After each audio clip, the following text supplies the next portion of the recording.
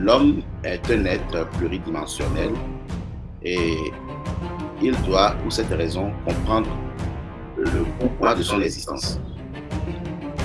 Un homme qui vit sans comprendre, sans se poser des questions, est en train de naviguer à vue. Il est tout simplement vulnérable. Si vous êtes quelqu'un et que vous supposez que vous avez trop de problèmes, que vous êtes trop attaqué dans la vie, sachez que vous avez quelque chose d'important que vous ignorez spirituellement, que vous devez forcément faire valoir avant de quitter cette terre. Aux sources d'Afrique.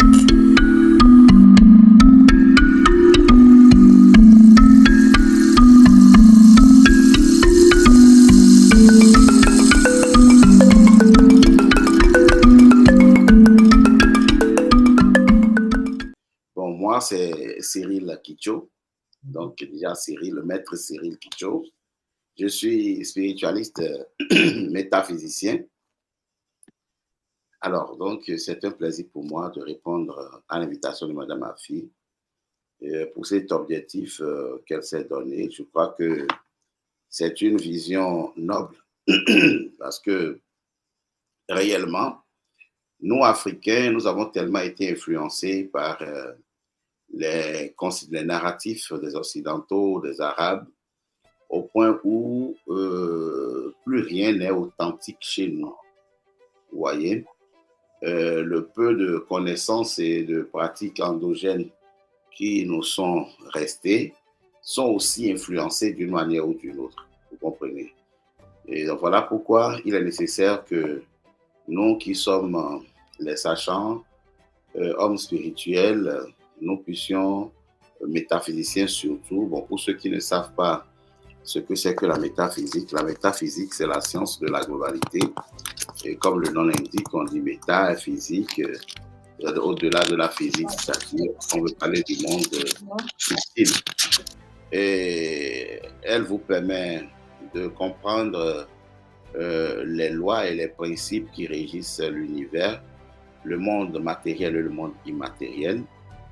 Alors, quand on parle de métaphysique, ce que l'on peut comprendre de façon terre à terre, c'est voilà, cette science, cette discipline qui vous permet, d'où que vous soyez, de comprendre les différentes doctrines, philosophies, les mystères, tout ce qui vous est caché, tout ce qui vous fait peur, tout ce qui est resté incompris, selon votre posture, que vous soyez chrétien, musulman, athée, bouddhiste et autres, par les enseignements ésotériques, vous avez une compréhension claire et profonde de tous ces concepts et tous ces faits.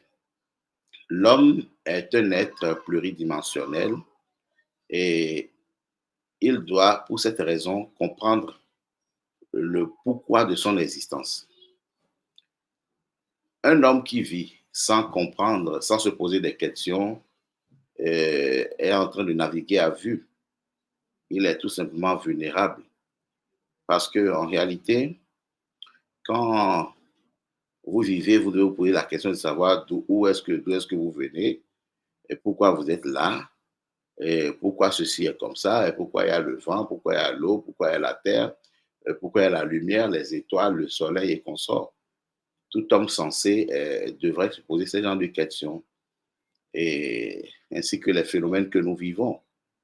Alors, donc, c'est dans cette dynamique-là que, à des moments donnés, certaines questions sont restées sans réponse, tout simplement parce que physiquement, nous sommes limités et nous n'arrivons pas à les comprendre parce qu'il y a la dimension métaphysique qui influence la dimension physique, tous ces phénomènes. Vous êtes béninois? Je suis béninois. Ok, installé au Bénin. Vous avez grandi dans la spiritualité? Vous étiez déjà... Oui, en fait, c'est vrai, Cyril, c'est un produit de la religion, parce qu'il faut l'avouer, je suis né d'une grande famille chrétienne, catholique. Déjà, bébé, on te baptise, on a baptisé bébé vite fait. Oncle prêtre, grand-oncle prêtre, petit-oncle prêtre, grand frère prêtre, petit frère prêtre, celui qui me suit, les pasteurs. Moi-même, j'ai grandi au presbytère. Alors, Cyril a été un jeune chrétien qui a milité beaucoup dans les mouvements de la chrétienté. J'ai été très actif, surtout côté de la musique sacrée. Je suis musicien d'ailleurs, comme maître chœur. J'ai fait beaucoup de chorales, peut-être que les gens peuvent me connaître ici. J'ai fait le Togo aussi, j'ai fait Adido Gomé. Adido Gomé surtout, j'ai fait un peu le coup primaire aussi à Adido Gomé. Oh. Et puis le CG1 à Adido Gomé. Donc, et la paroisse d'Adido Gomé, là, où il y a les Comboniens. Donc, on était resté là aussi. On a fait notre temps et puis après, on est revenu au pays. Et au Bénin, j'ai parcouru beaucoup de paroisses chrétiennes. Bref, c'est pour dire que j'ai fait beaucoup de mes expériences en tant que chrétien jusqu'à ce que la vie me confronte à des réalités. Hein, et donc, jusqu'à ce que la vie me confronte à des réalités.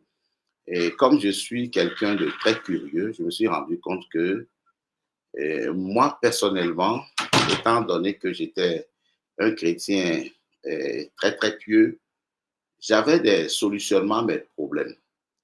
Et j'avais des charismes. Je faisais par exemple l'exorcisme. Donc, je faisais l'exorcisme en milieu professionnel. Les malades, quand les malades venaient à l'hôpital, faire l'hôpital Saint-Jean de Cotonou. Donc, il y avait des malades qui étaient possédés. On les exorcisait systématiquement. Les patients rentraient. Et quand je priais pour les collègues, ça marchait bien. Les gens étaient satisfaits. Bon, j'ai même eu une résurrection en milieu hospitalier, avec une dame qui s'est vidée de son sang complètement. Et elle était morte au bloc opératoire à l'hôpital Saint-Jean de Cotonou. Et c'est dans les années 80, 2010 par là. Voilà. Alors, ce scénario s'est déroulé, mais malgré ça, malgré tout ce que j'avais, tout le potentiel que j'avais, moi-même, j'avais des problèmes qui étaient restés sans solution. Je prie, j'ai utilisé toutes les astuces possibles spirituelles que je connaissais dans le giron de la religion, mais toujours est-il que je n'avais pas trouvé satisfaction. Alors ça m'a amené à comprendre que, ben, écoutez, il y a quelque chose qui ne tourne pas rond. C'est ainsi que je me suis jeté maintenant, je vais dire, dans la quête de la connaissance. J'ai voulu comprendre le pourquoi de comment. Ici, là, c'est quoi? Qu'est-ce que les gens font là, dans tel domaine? C'est quoi ici? Pourquoi ceci est comme ça? Donc, j'ai commencé par tourner partout, par fouiller, par fouiller, par fouiller, par fouiller. Et ça fait de moi l'homme que je suis aujourd'hui. Vous comprenez? Je suis heureux. Et c'est un plaisir pour moi, d'ailleurs, même d'être avec vous. Parce qu'à un moment donné de ma vie, je me suis dit, c'est pas évident que tout le monde puisse supporter les épreuves que moi j'ai traversées avant d'aboutir à ce résultat-là. Donc, pour soulager les gens et permettre à ceux-là qui sont à la quête de la vérité de pouvoir mieux s'orienter, il faudrait que je partage mes connaissances avec tout le monde. Ça va forcément aider. Donc, c'est de cela qu'il s'agit. C'est donc vrai que pour quand on a des dons, quand on a des missions, on parcourt des vies difficiles, beaucoup Oui, d'épreuves. bien sûr. La plupart des gens qui ont eu des missions, ou alors il y a aussi l'explication que quand on ne se dirige pas dans la bonne direction, les ancêtres nous mettent à l'épreuve. Oui. En réalité, euh, il y a que, en fait, quand nous naissons, nous avons ce qu'on appelle notre chemin de vie. Le chemin de vie, c'est la mission qui vous est dédiée, pour laquelle vous avez accepté vous incarner. Parce que spirituellement, on sait aujourd'hui que c'est nous-mêmes qui avions accepté venir par le touchement d'une famille donnée, ce qui n'est pas connu du commun des mortels. Bon, mais ça peut se prouver quand vous naissez et que vous n'appliquez pas, vous ne suivez pas votre chemin de vie. Les guides ont le devoir de vous mettre, c'est-à-dire de vous orienter. Hein, ils créent des situations pour que vous puissiez retrouver votre chemin. C'est très important. Et c'est fort de cela que la plupart de ceux qui sont appelés à un grand dessein sont souvent secoués, persécutés, éprouvés. Pour que ces derniers puissent accomplir leur mission de vie. Et nous, dans la chair, on le prend comme étant, comment dit-on, un sévice, une maltraitance, ce qui ne devait pas être le cas. Et surtout, ceux qui sont appelés à un grand dessein se confrontent à de grands problèmes. Si vous êtes quelqu'un et que vous supposez que vous avez trop de problèmes, ou bien vous êtes trop attaqué dans la vie, sachez que vous avez quelque chose d'important que vous ignorez spirituellement, que vous devez forcément faire valoir avant de quitter cette terre.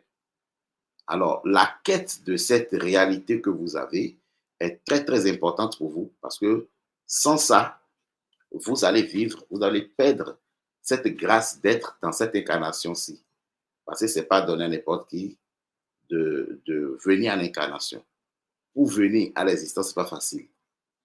La bonne preuve est que, vous voyez, quand on s'en tient même scientifiquement aux gamètes, aux cellules reproductives de nos parents, dans un seul éjaculat que le papa a eu, il y a près de 100 millions de spermatozoïdes. Et c'est un seul qui finira par féconder l'ovule. Alors, nous ignorons que nous sommes tous des champions sur la Terre parce que chacun de nous s'est battu pour venir. Et comme nous avons ce qu'on appelle le voile de l'oubli, tout ça, on l'oublie. On oublie tout ça, on ne se rend pas compte. Et c'est une grâce de venir à l'incarnation à partir du moment où, par chaque incarnation, nous nous améliorons pour atteindre le niveau de la sainteté, en quelque sorte. Qu'est-ce qu'on appelle sainteté? Comment on sait qu'on est devenu quelqu'un de saint? Voilà. Alors, donc, c'est un thème pour pouvoir être en adéquation avec le commun des mortels parce qu'il y a certains narratifs qui sont déjà communs à tout le monde. Et je voudrais quand même rester dans ce sillage-là pour que les gens me comprennent mieux. Sinon, l'homme, en réalité, il est appelé à connaître un cycle d'incarnation pour devenir un homme parfait. C'est à cause de cela que quand parmi nous sur la terre, il y a des gens qui sont des vieilles âmes parce qu'elles ont connu des millénaires. Depuis des millénaires, ces gens-là se réincarnaient. Parmi nous également, il y a des jeunes âmes. Les jeunes âmes, ce sont les âmes-là qui commettent beaucoup d'erreurs. Vous allez constater qu'il y a certaines personnes, et tout le temps, il ne fait que se comporter comme un enfant, on ne comprend pas, il commet trop d'erreurs, il se trompe beaucoup, il fait beaucoup de gâchis, et puis bon, on se dit, mais lui, qu'est-ce qui ne va pas chez lui? Ce sont des jeunes âmes. Les jeunes âmes se perdent parce que c'est Dieu venu commencer l'expérience. Alors que les vieilles âmes s'illustrent à travers même nos enfants. Nous avons même des petits-enfants parfois qui se comportent comme de vieilles personnes. C'est-à-dire, ils te posent une question, tu te demandes, mais si tu as affaire à un enfant ou bien à un adulte, oui, ce sont des vieilles âmes. Et ces enfants ont des prédispositions. Donc, vous le voyez se comporter d'une certaine manière, et puis vous trouvez que mais ça sort de l'ordinaire. Cet enfant, par rapport à son âge, ce qu'il fait là le dépasse de si loin. Oui, l'homme a, comment on appelle, un dispositif subtil en lui qu'on appelle les annales akashiques. Donc, ça s'apparente à ce qu'on appelle physiquement les cartes mémoire dans les appareils. Et ça enregistre tout ce que nous avons comme expérience dans une incarnation donnée. Donc, il se fait que plus vous avez d'expérience enregistrée sur dans vos annales akashiques, mieux vous avez des prédispositions données. C'est-à-dire que la probabilité pour que vous ayez une aptitude face à une situation vitale, elle est forte. C'est-à-dire la probabilité que vous ayez à trouver une solution à un problème vital, cette probabilité est forte.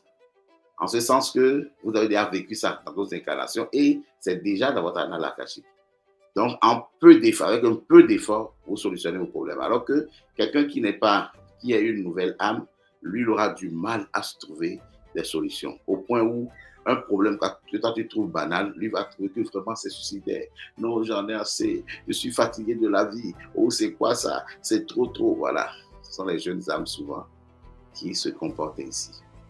Pour les annales akashiques, il semble que tout ce que même nos ancêtres ont fait font partie de bon, les annales akashiques. Oui, oui, les annales akashiques, c'est personnel. C'est personnel. Nous partons, nous revenons avec. D'accord. Bon, pour que les gens puissent comprendre un peu. Et en fait, nous sommes dans un contexte où il y a la dimension métaphysique de l'homme, surtout qui va prévaloir au cours de notre développement. L'homme est pluridimensionnel et la réalité de nous, notre vraie réalité, est celle qui est subtile. Celle qui est subtile, nous sommes corps, nous sommes esprit et nous sommes âme. La partie de nous qui est physique, que nous voyons, que nous pouvons toucher grâce à nos organes de sens, elle est éphémère. Elle est appelée à disparaître. Mais la partie de nous qui est éternelle, c'est notre dimension subtile. Elle vaut 10 fois notre dimension physique que nous voyons. Mais souvent, ce n'est pas connu de nous. Parce que nous n'avons pas tout de suite connaissance de notre aspect spirituel. Et tout ça, ça s'apprend par une guidance donnée. On finit par comprendre que on n'est pas que corps. Si aujourd'hui, quand je prends dans le cadre religieux chrétien, par exemple, on parle des saints, c'est pour dire que quelqu'un qui est mort n'est pas fini. Il existe dans une autre dimension et il peut interférer avec ceux qui sont sur la terre. Alors, dans notre tradition également, on reconnaît les ancêtres. Alors, ces ancêtres qui existent, c'est leur dimension subtile qui interagit avec nous sur Terre. De cette même manière, quand nous aussi, nous allons nous désincarner, c'est cette dimension subtile de nous qui va continuer dans d'autres corps, d'autres expériences. Quel rapprochement vous faites entre la métaphysique, les guérisseurs traditionnels, le vaudou? Oui. Le métaphysicien, il faut avouer que c'est déjà tout individu qui a une compréhension des lois et des principes cosmiques. C'est la première des choses. Donc, les lois qui régissent l'univers. Et les principes, les lois qui nous gouvernent, nous, en tant qu'humains, sur cette terre. Ça fait un. Deuxièmement, le métaphysicien, c'est quelqu'un qui a pris contact avec le monde immatériel et qui peut interagir avec soit les esprits, donc les entités qui sont subtiles. Vous n'avez pas forcément besoin d'aller faire une discipline. Bon, aujourd'hui, oui, parce que les choses sont structurées. Mais vous convenez avec moi que nos ancêtres n'ont pas eu besoin d'une école avant de pouvoir interagir avec les entités subtiles, avant de pouvoir créer la science, avant d'accéder à la connaissance.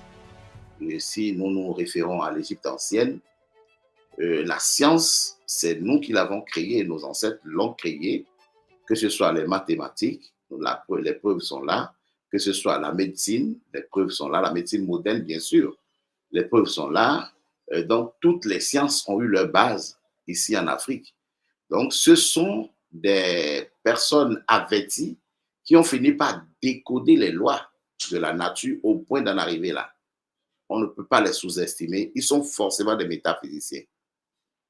Voilà. Donc, le métaphysicien, lorsque vous êtes, par exemple, chrétien, et que vous, par la force des choses, vous arrivez à activer votre quatrième creuset, c'est-à-dire que vos pouvoirs extrasensoriels et que vos charismes s'extériorisent véritablement, à partir du moment où vous avez contact avec le monde immatériel, vous êtes plus averti. Donc, vos guides sont censés vous informer sur les lois et les principes qui nous régissent sur la terre. Que vous soyez musulman, c'est pareil, dans toutes les religions données. Donc, l'homme éveillé, c'est déjà un métaphysicien parce qu'il a accès à une compréhension qui n'est pas donnée à n'importe qui.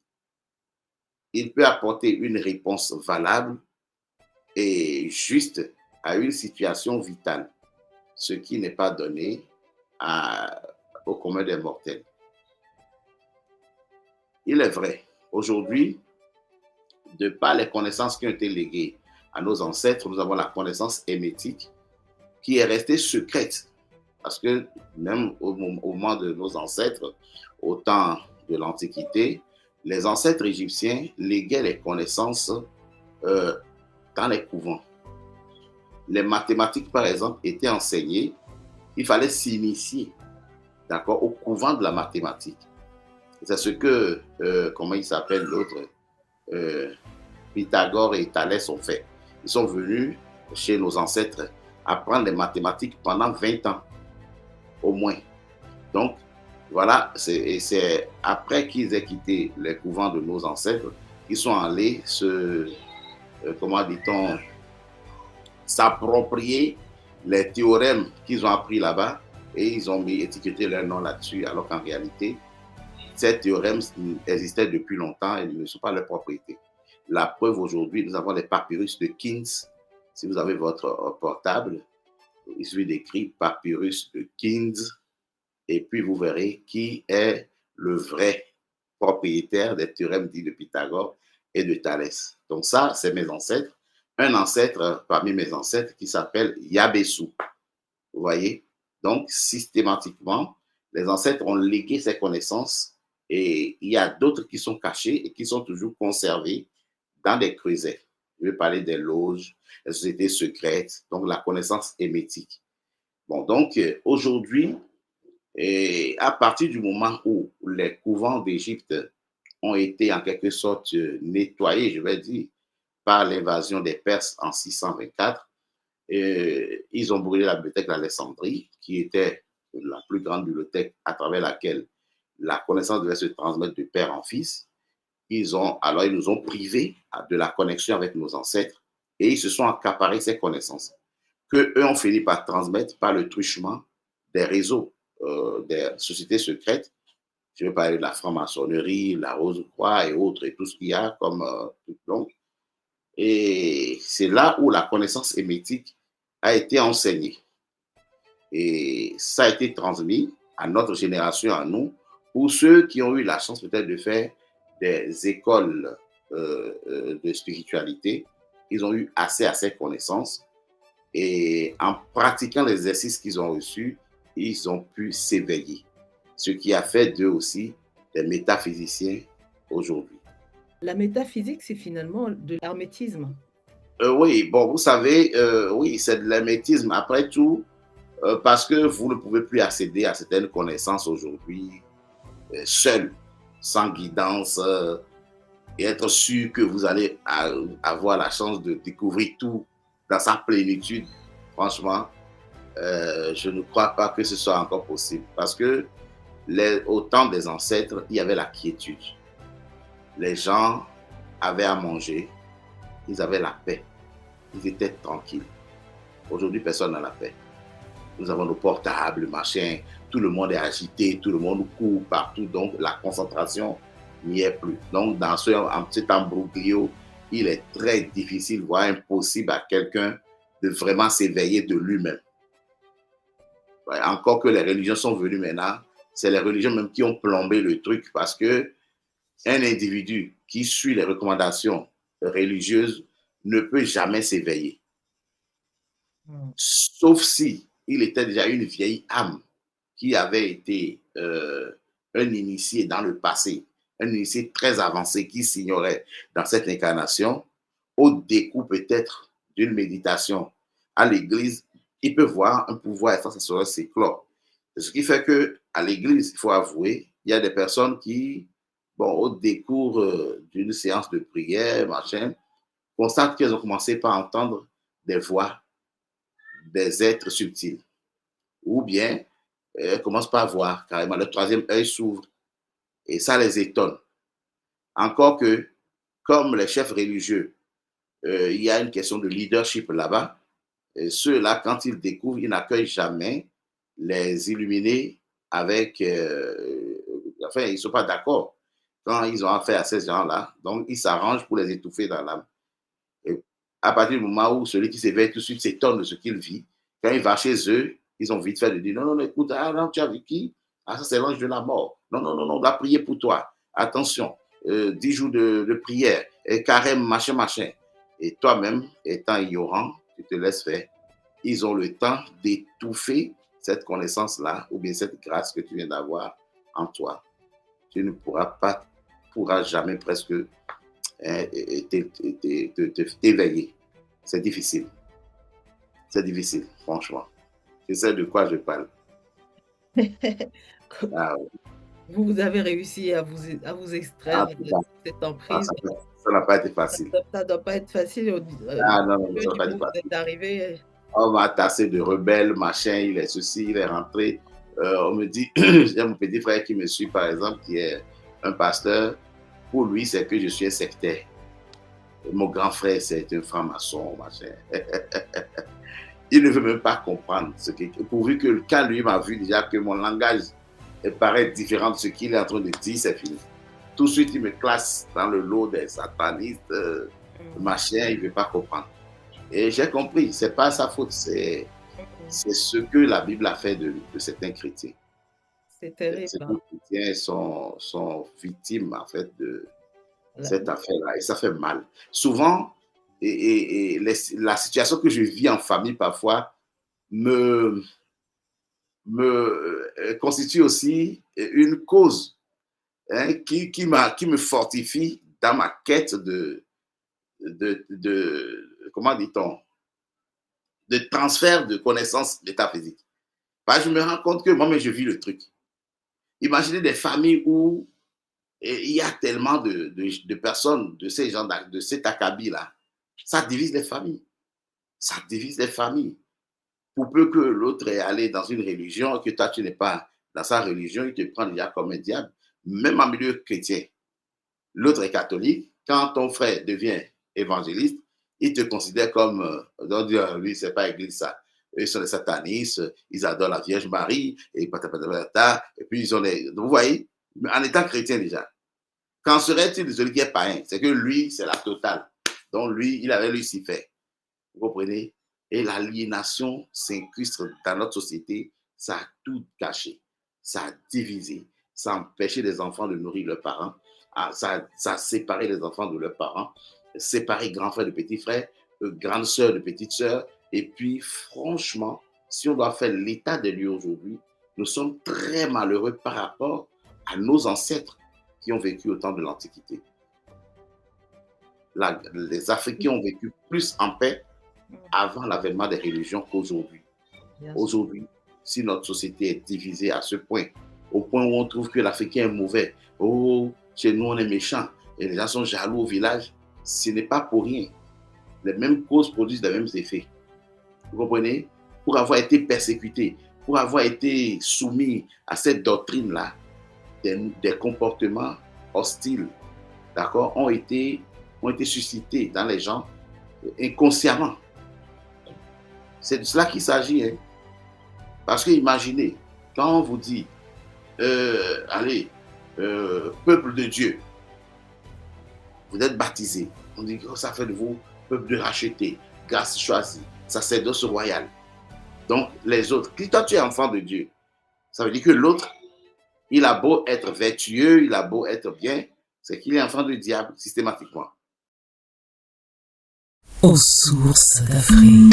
Dans vos pratiques, vous faites du vaudou ou pas? Ce que nous faisons, c'est le syncrétisme. C'est-à-dire que moi, j'ai des connaissances dans le vaudou, j'ai des connaissances ésotériques dans l'église, parce que les gens ne savent pas. Donc les gens ne savent pas que, bien qu'étant dans la religion, on peut s'épanouir. C'est-à-dire, on peut avoir des solutionnements à nos problèmes. Pourquoi moi, je n'ai pas eu cette chance-là dans la religion? Il se fait que la religion est basée sur la Bible, sur la tradition judéo-chrétienne. Alors que la tradition judéo-chrétienne a une antichambre. Cette antichambre de la tradition judéo-chrétienne, c'est ça qu'on appelle la Kabbale juive. Vous voyez? Alors, donc, ces gens, vous êtes avec des gens qui sont en train de jouer un tam-tam de vaudou. Et les vaudous, ils sont en train de danser au dehors. Mais après, ils vont rentrer dans le couvent du vaudou. Vous qui êtes au dehors, qui êtes en train d'applaudir ou en train de chanter avec les vaudous, vous vous réclamez d'être des vaudouisants. Mais ce n'est pas vous tous qui aurez accès au couvent vaudou. Alors donc, l'antichambre de la religion chrétienne, c'est la Kabbale, qu'on le veuille ou pas. Et les connaissances de la Kabbale ne sont pas à la disposition de tous les prêtres, tous les religieux, non. C'est là où j'ai constaté la ségrégation et la discrimination en milieu religieux. C'est encore plus fort qu'en milieu politique. Parce que là-bas, tu es soumis au silence. Si tu tiens à être religieux, c'est que tu dois être vraiment comme ça. Bouche bée.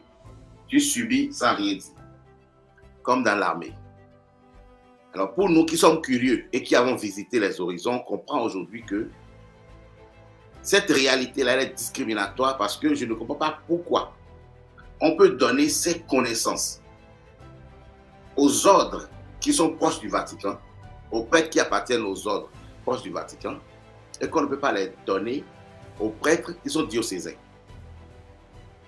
Autrement dit, le prêtre qui est à Cotonou, celui qui est à Comé, celui qui est à Kodovia-Kopé au Togo, etc., lui, on ne lui permet pas d'avoir accès à ça, à ces connaissances secrètes.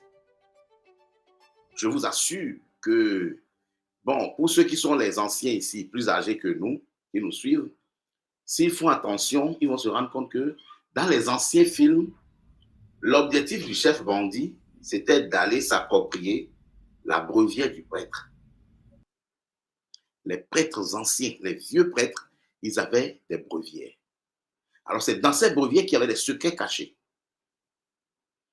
Qu'est-ce que vous appelez brevière?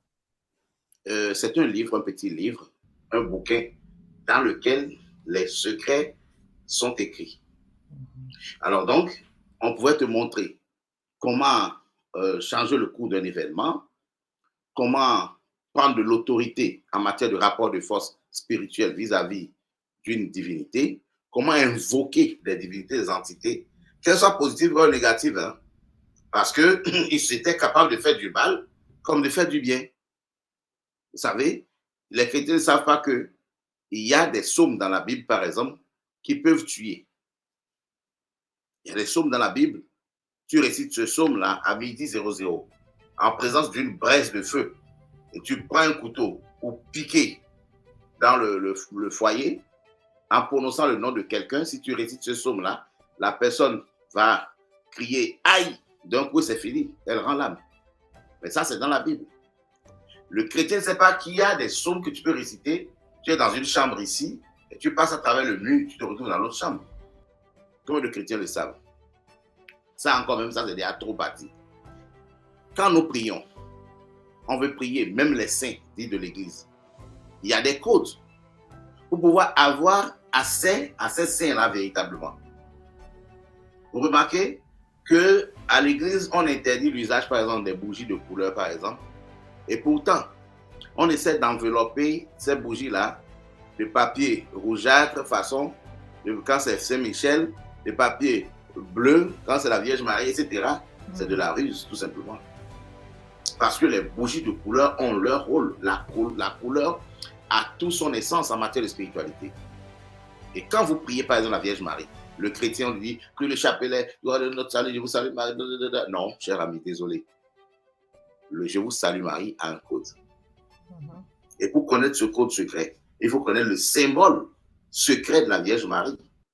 Ce symbole-là, vous voyez les petites médailles, les médaillons que nous avons de la Vierge Marie. Vous tournez ça, vous allez voir. On écrit un grand thème, d'accord, dans lequel il y a une grosse croix. Ça, c'est le symbole, la Vierge Marie. Donc, et la Vierge Marie, c'est la couleur bleue. Vous ne pouvez pas avoir cette énergie-là. D'accord? La Vierge Marie, c'est puissant, hein? Elle est puissante. Mais le chrétien, malheureusement, n'a pas les codes pour se mettre en connexion avec. Il n'a pas compris. Le code est là. C'est lié au chakra de la gorge ou pas? Non, ça n'a Ça pas n'a rien de à référence avec les chakras. D'accord. Non, oui. La Vierge Marie, vous savez, la Vierge Marie, c'est en quelque sorte la déesse Isis bis. Vous comprenez? Exactement comme les Occidentaux ont triché Osiris, qui est le premier Christ. D'accord? Et ils en ont fait la caricature de Jésus-Christ. C'est de cette manière qu'ils ont aussi tiré de Isis, d'accord, qui est la dépositrice de toute la magie de l'Égypte, c'est-à-dire que tu veux faire du bien, la puissance venait de l'Égypte, de Isis. Tu veux faire du mal, la puissance venait de Isis. Vous voyez pourquoi chez nous, en tradition, on dit Minona. Et les femmes, c'est la puissance est féminine. C'est pas pour rien, c'est le féminin sacré, ça. Alors, eux, ils ont superposé la Vierge Marie à la Vierge Noire. Vous voyez, même en Occident aujourd'hui, la Vierge Noire, même au Vatican, c'est toujours la Vierge Noire qui est là. La Vierge Noire qui est là, c'est Isis. Ce n'est pas la Vierge Marie. Vous comprenez? On prend quelque chose pour substituer à l'autre façon, en trichant et en profitant de l'énergie de la source première. Et voilà pourquoi la Vierge Marie, elle a des effets.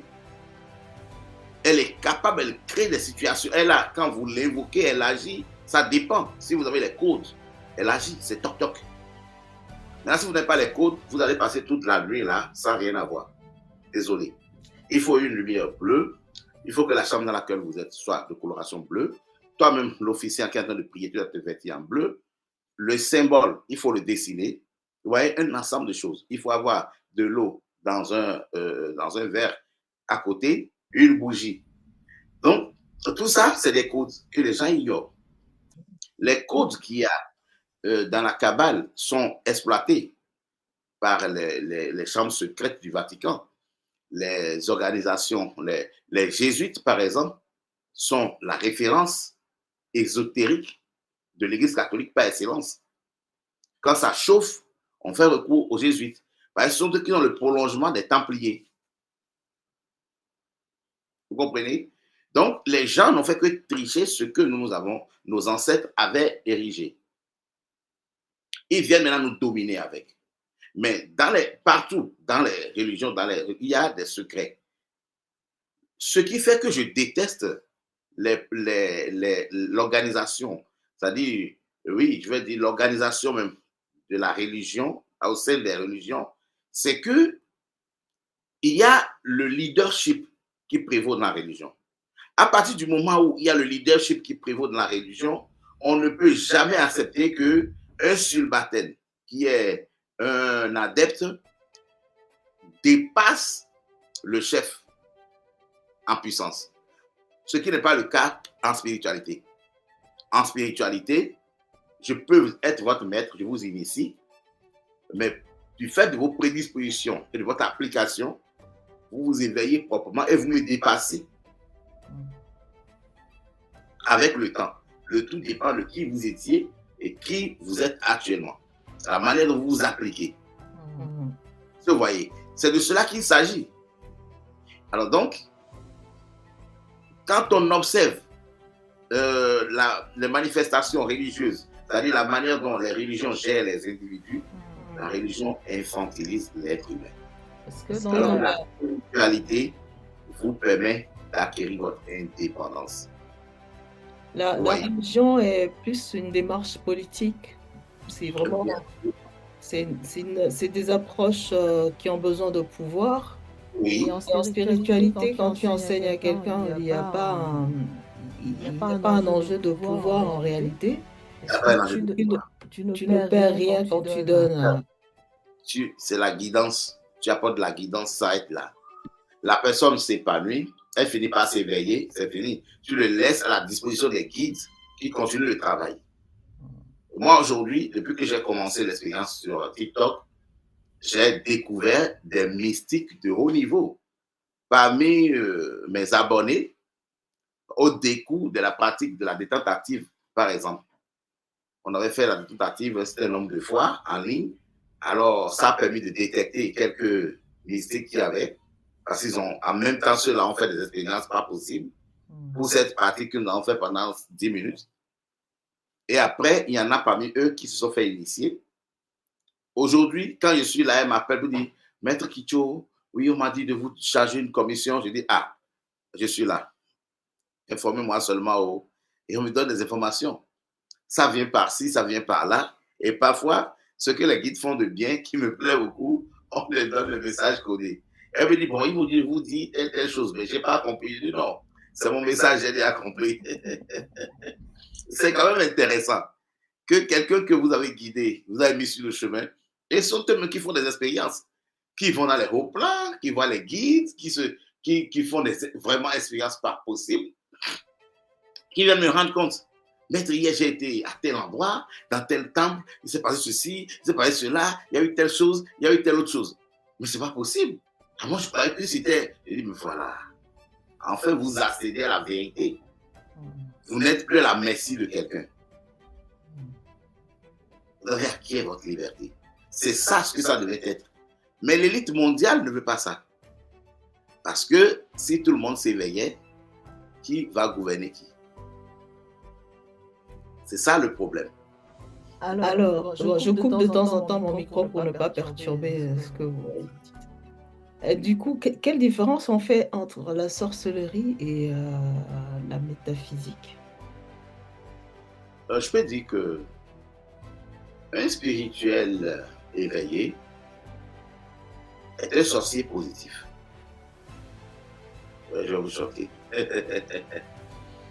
Et un sorcier, c'est quelqu'un qui est dépendant mystiquement. Le mystique éveillé, qui est le métaphysicien, il a la possibilité d'aller dans l'astral de son propre gré, sans être à la merci de qui que ce soit, sans craindre quoi que ce soit.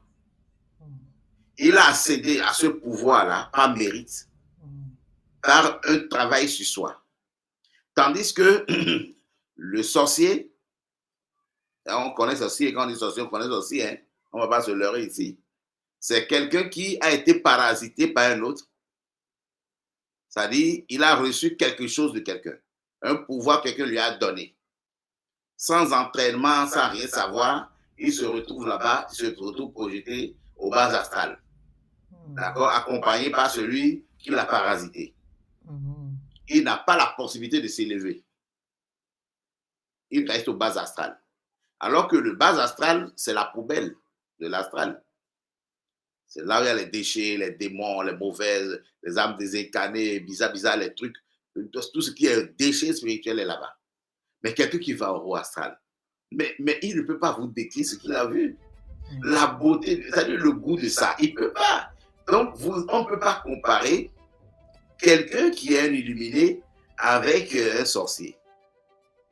Et puis, la leçon qu'on devait donner aux gens, c'est de les aider à s'éveiller.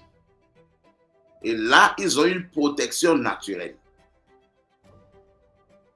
Plutôt que de les envoyer à dire, de leur donner, voilà, il y a telle recette, tu prends ceci, tu dois te laver avec ça là, tu prends telle amulette, tu prends telle chose.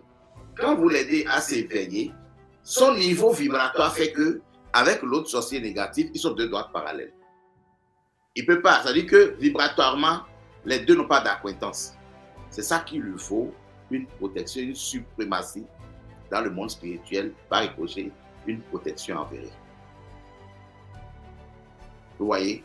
Donc, un homme puissant en termes spirituels, ce n'est pas celui-là qui s'accroche des amulettes au cou, des bagues au doigt, des trucs ceci, des ceintures. Lui, il n'est pas fort parce que le jour où ces bagues s'enlèvent et les ceintures, les amulettes tombent, c'est qu'il est à zéro. Il devient vulnérable. Alors qu'un éveillé, il est puissant. Même sa présence dissuade.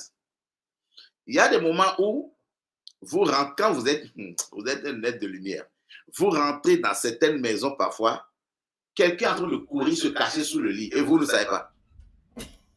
Ouais, ton rayonnement est tel que toi, mais tu ne sais pas. Hein? Mais tu rentres dans la maison, est-ce qu'il y a quelqu'un ici? Voilà, quelqu'un est en train de fuir, il va se cacher sous le lit. Parce que lui, il a vu une lumière qui le dépasse. Et ça, c'est quoi ça? Mais celui qui, puisqu'il a le troisième œil, quelqu'un qui est monsieur tout le monde, lui, il ne sait rien, il voit tout le monde, ça va, vous allez bien, et puis il est tranquille. Mais l'autre, il voit, attention, ça là, ça c'est différent. Hein. C'est quelle lumière ça? Il disparaît. Vous comprenez ce que je dis? Le sorcier ne te cherche jamais querelle quand il sait que tu vas dans l'astral. Parce que lui te voit partir, ah, lui là aussi, il va là-bas comme nous. Ah, mais lui, il va dans... C'est comme vous êtes dans un quartier, il y a la zone des riches et il y a la zone des pauvres. Et tu découvres que, bon, vous êtes en train d'aller dans le quartier, mais l'autre, il a pris les belles voitures et il s'en va dans le quartier des riches. Alors qu'il n'y a pas assez pour les pauvres là-bas. Donc, toi, tu vas dans les gloglos. Mais tu vois l'autre, ah, on habite la même région, mais lui, il est parmi les boss. Demain, il ne peut pas t'embêter. Au quartier, il te salue. Ah, bonsoir, tonton. Ah, bonsoir, tata. Oui, c'est ça. C'est-à-dire que l'autorité s'impose.